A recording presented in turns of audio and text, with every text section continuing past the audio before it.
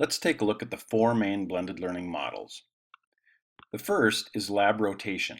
This is where teaching happens in the traditional classroom in a face-to-face setting. There may be some digital tools, but they're generally your traditional face-to-face strategies like Socratic seminar, lecture, debate, philosophical chairs, labs, etc.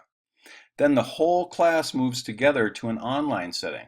So everybody goes from face-to-face to online, where they may work through self-paced lessons or learning software. They might be doing some research or creating something.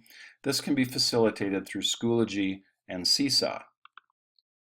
Station rotation is where students are broken up into small groups in the classroom and they rotate through different learning stations or centers. So one center might be computer-based instruction where students work through independently. Another station might be teacher-led where the teacher can offer interventions or small group instruction. And then there's oftentimes a collaborative activity station where students are engaged in hands-on deeper activities. This can happen at all levels of instruction, elementary through high school. Again, each of the different stations can offer different advantages like collaborative projects, online learning, small group instruction, or small group work. Flipped classroom is the third model, and instead of having traditional lecture in the class with homework at home for an activity, it's flipped, where the learning happens at home. This might be a recorded lecture, it could be reading something or researching something. Then the students come to class and have interactive classroom activities that are engaging at a high level, and the teacher is there to support that learning.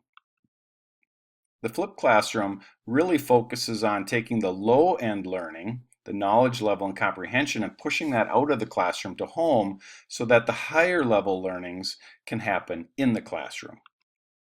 In-class flipped is a variation of this where it's combined with the station rotation model where some or one of the stations is actually a flipped station. So the students would watch a recording to know what to do in that station, they would learn something, and then they would complete the activity either alone or with their peers in that group.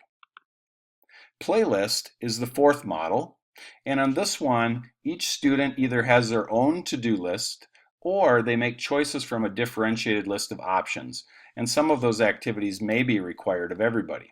In this world language activity, students need to choose two of these game choices, one speaking choice and one writing choice, and there are multiple options so they can choose something that fits their style. And then there are two activities required of everybody. The commonality between all these models is that they can help to personalize and differentiate instruction by pace, place, path, or time.